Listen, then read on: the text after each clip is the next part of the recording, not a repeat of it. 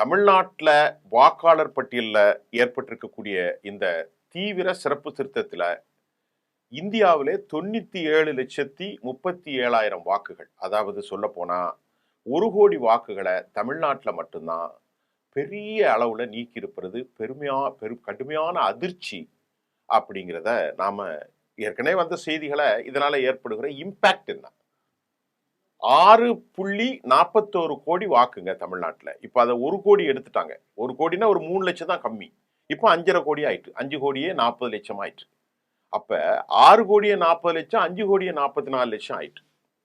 இப்போ இதுல இதனால ஏற்படுகிற பாதிப்பு 21 வருஷத்துக்கு அப்புறம் தான் இந்த சிறப்பு எஸ்ஐஆர் ஸ்பெஷல் சீரியஸ்னஸ், அதாவது ஒரு ரொம்ப சீரியஸா நடந்த இந்த பணியை நடத்தி கிட்டத்தட்ட பீகார்ல கூட 60 லட்சத்துக்கும் அதிகமான வாக்காளர்கள் தான் நீக்கப்பட்டு கடைசியா 45 லட்சம் வாக்காளர்கள் நீக்கப்பட்டாங்க. ஆனா தமிழ்நாட்டில் 1 கோடி, கிட்டத்தட்ட 97 லட்சம்னா 1 கோடி தான். இப்போ இது மட்டுமல்லங்க, இந்த சீர்திருத்தத்தின் மூலமாக தமிழ்நாடு, அடுத்த எலெக்ஷன் கேரளா, புதுச்சேரி, மேற்கு வங்கம் மற்றும் சத்தீஸ்கர், கோவா, குஜராத், மத்திய பிரதேசம், ராஜஸ்தான், உத்தரப்பிரதேசம், இந்த 9 மாநிலங்கள்ல 3 யூனியன் பிரதேசங்கள் எஸ்ஐஆர் தேர்தல் பணி நடைபெறும் என்று தேர்தல் ஆணையம் அறிவிச்சதை நம்ம பார்த்தோம். ஏப்ரல் 26 அடுத்த வருஷம் எலெக்ஷன் நடக்க போகுது. இன்னும் ஒரு 4 மாசம் தான் இருக்கு. இப்போ தமிழ்நாட்டில் இந்த எஸ்ஐஆர் பணியில தான் இப்போ 1 கோடி வாக்காளர்களை நீக்கி இருக்கிறாங்க. திமுக, அதிமுக முதல் இப்போ இதை எப்படி பார்க்கிறாங்க? இந்த வாக்காளர் பட்டியலினுடைய சிறப்பு சீர்திருத்தம் இதனால மத்திய பாஜகவுக்கு இதுல ஒரு அரசியல் நோக்கம் இருக்கிறதா என்பதையும் நாம இப்ப பார்க்க போறோம். இப்ப பாரதிய ஜனதா தேர்தல் ஆணையத்தை முழுமையாக அவங்க கட்டுப்படுத்தி இருக்கிறாங்க அப்படிங்கிற குறைகளை இந்தியா கூட்டணி மட்டுமில்ல, எதிர்கட்சிகளும் தொடர்ந்து வலிமையாக வைத்து வருகிறார்கள். அது இந்த 67 லட்சம் வாக்காளர்களை, இந்த 97 லட்சம் வாக்காளர்கள்ல தமிழ்நாட்டில் 67 லட்சம் வாக்காளர்கள் வீடற்றவர்கள், அட்ரஸ் இல்லை அப்படின்னு அவங்க கணிக்கிறாங்க. நல்லா கவனிங்க. இவங்க யாருன்னு பார்த்தா சென்னையில்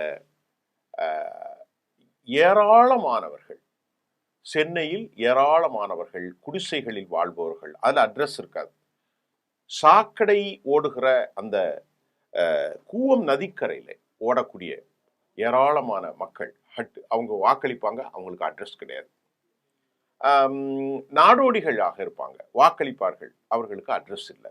இப்படின்னு காரணத்தை காட்டி தான் இந்த 97 லட்சத்துல கிட்டத்தட்ட 67 லட்சம், கிட்டத்தட்ட 1 கோடியில 70% மக்கள், நல்லா புரிங்க, இது 70% மக்களுக்கு அட்ரஸும் இல்லை, வீடற்றவர்களாக இருக்கிறார்கள். அதாவது தமிழ்நாட்டில் வாக்காளர்களில் இத்தனை சதவீதம் பேர், 10% மேல் தமிழ்நாட்டில் 6.5 கோடியில 70 லட்சம் பேர் வீடு இல்லாம நடுரோட்டில் இருக்கிறான் அப்படிங்கிறத தேர்தல் ஆணையம் சொல்லுது. இந்த 67 லட்சம் போக மீதி 30 லட்சம் பேர்களில் அவர்களில் இறந்தவர்கள் இருக்கிறார்கள், டிஸ்பிளேஸ்ட் ஆனவங்க இருக்கிறாங்க. ஒரு தொகுதிக்கு மேல் மற்ற 2 தொகுதிகள் 3 தொகுதிகள் அவர்கள் வாக்குப்பதிவு செய்யப்பட்டிருக்கிறாங்க. அப்ப இதுல என்ன கேள்வி அப்படின்னா, 97 லட்சம் பேரில் 1 கோடினே பேசுவோம் சார், அப்பதான் உங்களுக்கு புரியும் சார். 1 கோடி பேர்ல ஒரு 67 லட்சம் பேர் நீக்கி இருக்கிறாங்கன்னா இதற்கு பின்னணி என்ன, இதையும் நாம பார்த்துதான் ஆக வேண்டியிருக்கிறது.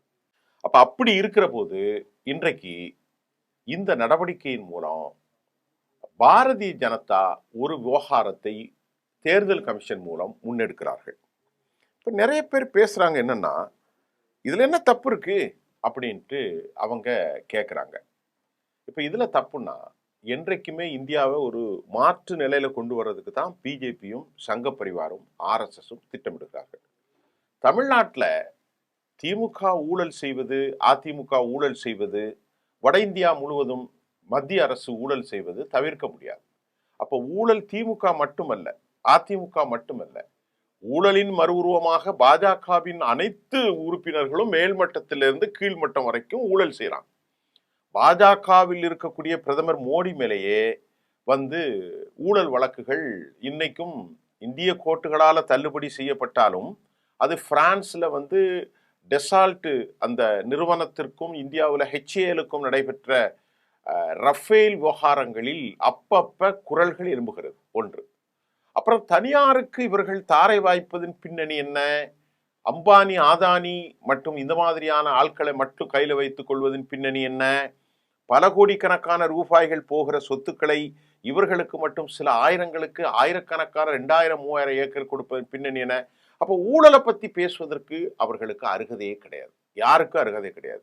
திமுகவுக்கு அருகதை கிடையாது, அதிமுகவுக்கு அருகதை கிடையாது, பாரதிய ஜனதாவுக்கும் அருகதை கிடையாது. இதுல எந்த விதமான சந்தேகமோ எதுவுமே கிடையாது. இப்ப பாஜக என்ன நினைக்கிறாங்கன்னா, அதாவது ஹிந்துத்துவ விஷயம் பல நடவடிக்கைகளை மேற்கொண்டு இந்தியா முழுவதும் தமக்கு சாதகமான ஒரு நிலையை ஏற்படுத்தி கொள்ள வேண்டும். இதுதான் அவர்களுடைய நிலம். எஸ்ஐஆர் என்பது பல பேர் சொல்கிறாங்க, அது நடந்தது உண்மைதான். அது நடக்க வேண்டிய முறையில் நடக்கிறது. அதிலும் எந்த விதமான சந்தேகமும் இல்லை. இது வந்து இறந்தவர்களை நீக்கம் செய்வது தவறே இல்லை.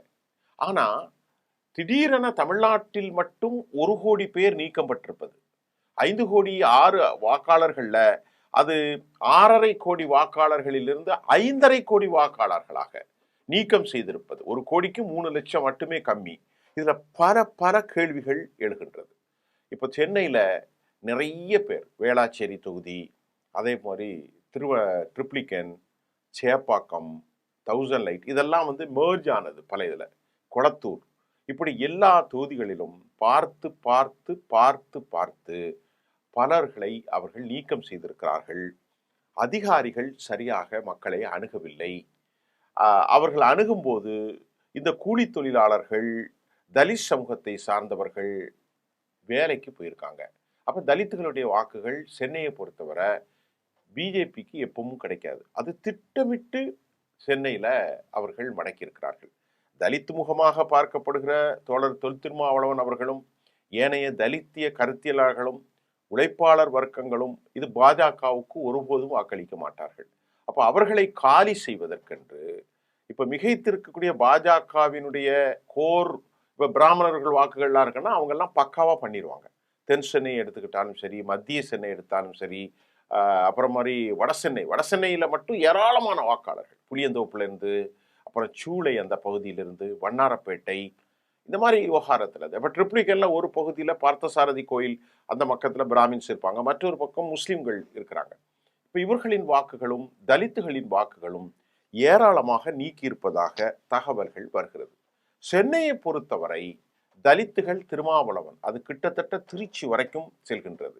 மற்ற இடங்களிலும் முஸ்லிம்களுடைய வாக்காளர்களும் இது பாதிக்கப்பட்டிருக்கிறது.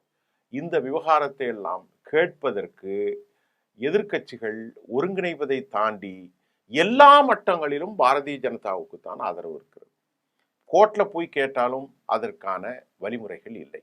இந்த மாதிரி எஸ்ஐஆர் செய்வது எப்போ செய்யணும் அப்படிங்கிற ஒரு விதி இருக்கா? ஒரு 6 மாசம் இல்லை, 1 வருஷம் 2 வருஷத்துக்கு முன்னாடி செய்யணும். 2026 எலெக்ஷன்னா 2023 24க்குள்ள முடிச்சிருக்கணும்.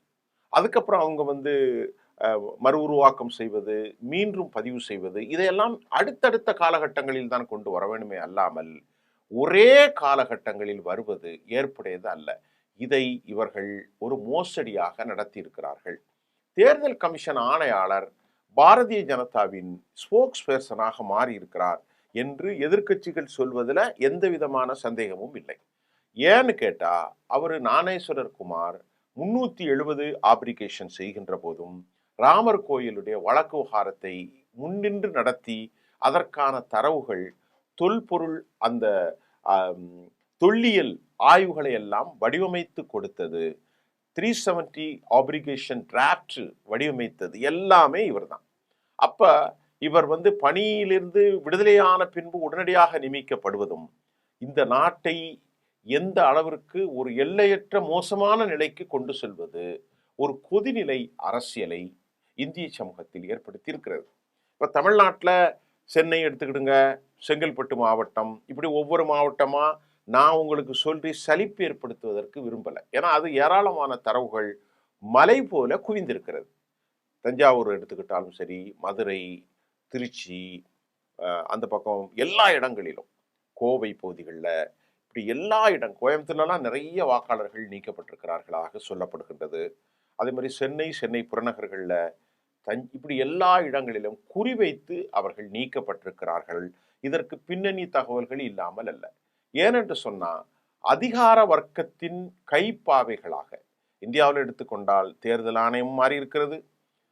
ரொம்ப வருத்தத்தோடு பதிவு செய்கிறேன், நீதிமன்றத்தினுடைய நீதிபதிகளும் கூட அடிப்படைத்துவ ஹிந்துத்துவ கோராக மாறி இருக்கிறார்கள். இன்னைக்கு திருப்பரங்குன்றத்தில் நீதிபதி அவர் இப்படிலாம் பேச வேண்டியதில்லை. ஒரு பக்கம் இத்தனை வருஷமா அமைதியாக இருக்கிற ஒரு மண்ணை அவர்கள் மதமாற்றத்திற்கு நிலைப்படுத்தினார். அவர் பாஜகவின் ஸ்போக்ஸ் பர்சனா பேச வேண்டிய தேவையே கிடையாது. உண்மையிலேயே அந்த தீபகச்சோர்லாம் என்ன பிரச்சனை வந்துச்சு, மக்களுக்கு அப்படி பிரச்சனை வந்துச்சா? எந்த மக்கள் போய் கேட்டாங்க தீபம்? இப்ப என்ன பிரச்சனை? அவங்க ஒரு கோயில் இருக்கு, எல்லாரும் தமிழர்கள் தான், முஸ்லீம்களும் தமிழர்கள் தான், இந்துக்களும் தமிழர்கள் தான். அங்க இருக்கிற முக்குளத்தோர் சமூகத்தில தான் முஸ்லீம்கள் மாறினார்கள், எல்லாமே அப்படிதான் மாறினாங்க. அப்ப இதுக்கெல்லாம் ஹிந்துன்னு சொல்ற நீ அந்த மாதிரி ஒரு அடையாளத்துக்குள்ள செல்ல மாட்டா, அது வேற டாபிக். அப்ப அப்படி இருக்கும்போது தமிழ்நாட்டில் கொதிநிலை ஏற்படுத்துவதற்கும் தமிழகத்தில் தங்களுடைய வாக்கு வங்கியை அதிகரித்து காட்டுவதற்கும் இந்த நிலை அவர்கள் பயன்படுத்தியிருக்கிறார்கள். இது இந்த எலெக்ஷன்ல பெரும் தாக்கத்தை ஏற்படுத்துமா என்றால் ஏற்படுத்தும். தலித்துகளின் வாக்குகளும் இஸ்லாமியர்களின் வாக்குகளும் பெரும் பாதிப்புக்கு உள்ளாகி இருக்கிறது. சென்னையில் டென்ட்டாக வாழுகிறோம். வடசென்னை மற்றும் பல பகுதிகளில் முஸ்லீம்களும் தலித்துகளும் நெருக்கடியாக வாழ்க்கை. உதாரணத்துக்கு நீங்க பார்த்தா ட்ரிப்ளிகன் எடுத்துக்கிடுங்க, அதே மாதிரி சேப்பாக்கத்துக்கு எடுத்துக்கிடுங்க, முன்னாள் 1000 லைட் எடுத்துக்கிடுங்க, துறைமுகத்தை எடுத்துக்கிடுங்க, மண்ணடி பகுதி எடுத்துக்கிடுங்க, அந்த மாதிரி மணலி, ராயபுரம், எல்லா இடங்களிலும் மீனவர்கள் தலித்துகள் எல்லாரும் வாழ்கிறார்கள். இவருடைய வாக்குகள் தண்டையார்பேட்டை எல்லாமே நீக்கப்பட்டிருக்கிறது. அப்ப அவர்களை நீக்கிவிட்டு 1 கோடி வாக்காளர்களை தமிழ்நாட்டில் நீக்கியிருக்கிறீர்கள் என்றால் இதற்கான பின்னணி காரணங்கள் என்ன? சரி, அப்படி என்றால் தமிழ்நாட்டில் 1 கோடி பேர்ல 70 லட்சம் பேருக்கு வீடு இல்லையா? இந்த கேள்வி வரும்ல. இப்ப 70 லட்சம் பேருக்கு தமிழ்நாட்டில் வீடு இல்லாமையா இருக்கிறான். அப்ப 67 லட்சம் வாக்காளர்களுக்குன்னா அப்ப 70 லட்சம் பேருக்கு தமிழ்நாட்டில் வீடு இல்லை. அப்படி ஒரு தமிழ்நாட்டில் இல்லை. அந்த அந்த இதற்கு கீழே வாழக்கூடியவர்களுக்கு கூட புறநகர் பகுதிகளில் வீடு இருப்பதை நாம் பார்க்க முடிகிறது. இது முழுக்க முழுக்க வெற்றி பெறுவது திராவிட இயக்கங்கள்னா அதிமுக, திமுக எல்லா கட்சியும் தான். இதை தெரியாம எடப்பாடிலாம் ஏதோ கூவி கொண்டு இருக்கிறார். அவருடைய அரசியல் வாழ்க்கை இதோடு முடிய போகிறது என்பது தெரியவில்லை. கோயில் கிடா அறுக்க போகிறதில் மஞ்சள் ஊத்தி அதில் புது கயிறை கொண்டு அறுக்க போகிறோம், தான் காலியாக போகிறோம் என்பது தெரியாமல் தான் எடப்பாடி போன்றவர்கள் துள்ளுகிறார்கள். அதில் உண்மை இல்லை. இதோடு அவருடைய அரசியல் வாழ்க்கை முடிந்தது. அதிமுகவில் முக்கிய தலைவர்களை, நிறுவன தலைவர்களோடு இணைந்த முக்கியமான தலைவர்கள் எல்லாம் அவங்க சேர்க்காமல் தங்களை பாஜகவில் அடகு வைத்ததும், பாஜக நல்லவர்களை போல அடைத்து தமிழ்நாட்டில் பெரியாருடைய அந்த நிலைப்பாட்டை, பேரறிஞர் அண்ணா அவர்களுடைய வழிமுறைகளை, எம்ஜிஆர் போன்ற மாபெரும் தலைவர்களின் அனைவருக்குமான தலைமை அடையாளத்தை மாற்ற அவர்கள் நினைப்பது, தேர்தல் காலத்தில் அவர்கள் எடுத்தது இந்த திருப்பரங்குன்றம். இதே போன்று வாக்காளர்களை பயன்படுத்தி தலித் முஸ்லிம்கள் வாக்கை நீக்கியிருப்பது, 70 லட்சம் பேருக்கு தமிழ்நாட்டில் தங்குவதற்கு இடமில்லை, பிளாட்ஃபார்ம் முகவரியற்றவர்கள் என்று சொல்வது பல சர்ச்சைகளை ஏற்படுத்தி இருக்கிறது. உண்மையிலேயே இந்தியா முழுவதும் ஹிந்துத்துவா RSSனுடைய கைகள் ஓங்கியிருக்கிறது. Central bureau of investigation, enforcement directorate, income tax மற்றும் உண்டான கலால் மற்றும் மதுவிலக்கு எல்லா பிரிவுகளையும், தேர்தல் கமிஷன், நீதிமன்றங்கள் எல்லாம் அவர்கள் வளைத்து போட்டிருப்பது இந்தியாவுக்கு நல்ல செய்தி இல்லைங்கிறத மட்டும்தான் நான் சொல்ல முடியும். இதுல ஒரு பக்கம் அந்த பக்கம் இந்த பக்கங்கள்லாம் இல்லைங்க, இதுதான் சரியான பக்கங்க. பாருங்க, இந்த செய்தியை தாண்டி வேற எந்த செய்தியும் இல்லை. இந்த SIRக்கு பின்பு சென்னை மட்டும் இல்லை, தமிழகம் முழுவதும் எல்லா மாவட்டங்களிலும் பெரும் பாதிப்பு ஏற்படுத்தியிருக்கிறது. கோவை மாவட்டத்தில் முஸ்லிம்கள் நிறைய இடங்கள் வாழ்ந்திருக்கிறாங்க. தஞ்சாவூரில் முஸ்லிம்கள் நிறைய வாழ்றாங்க. ராமநாதபுரத்தில் தலித்துகள் முஸ்லிம்கள், தஞ்சாவூர்ல தலித்துகள் முஸ்லிம்கள், சென்னையில் தலித்துகள் முஸ்லிம்கள் எல்லா பகுதியும் குறிவைத்திருக்கிறார்கள். இன்றைக்கு காலையில கூட திருமாவளவனுக்கு எதிரான செய்திகளை அவர்கள் பதிவு செய்கிறது. தலித் வாக்கில் பெரும் சரிவு என்ற செய்தி வந்திருக்கிறது. ஆக ஒரு ஆரோக்கியமற்ற போக்கை எடுப்பது நமக்கு சரியான முறையாக தெரியவில்லை. இது ஒரு பெரும் குழப்பத்தையும், இந்தியா நாளை பெரும் கொந்தளிப்பு நாடாக உருவாக்குவதற்கு எல்லா படிக்கட்டுகளையும் இந்த பாரதிய ஜனதா ஆளுகின்ற அதிகாரத்தில் அனைத்து அமைப்புகளும் சூறையாடப்பட்டு கொண்டே வருகிறது என்பதுதான் உண்மை. ஏன்னா நீங்க புரியுங்க, 70 லட்சம் பேருக்கு வாக்கு இல்லாம இல்லை. இப்பொழுது அவர்களுக்கு எந்த அடிப்படை தள்ளுபடி செஞ்சிருவாங்க. ஒரு 3 வருஷத்துக்கு முன்னாடியே முடிக்க வேண்டிய விவகாரத்தை 3 மாதத்திற்கு முன்பு இறுதி செய்யப்படுவது அவர்களுடைய திட்டமிட்ட ஒரு பார்வை, திட்டமிட்ட ஒரு சதி இதில் இருக்கிறது. நாம் அதிமுக, திமுக என்று பார்க்க வேண்டிய தேவை அல்ல. அதிமுகவோ, திமுகவோ, இடதுசாரிகளோ பார்க்க இல்லை. இவ்வளவு குறுகிய காலத்தில் இத்தனை வாக்காளர்களை நீக்கியது பெரும் சந்தேகத்தை ஏற்படுத்துகிறது. நன்றி.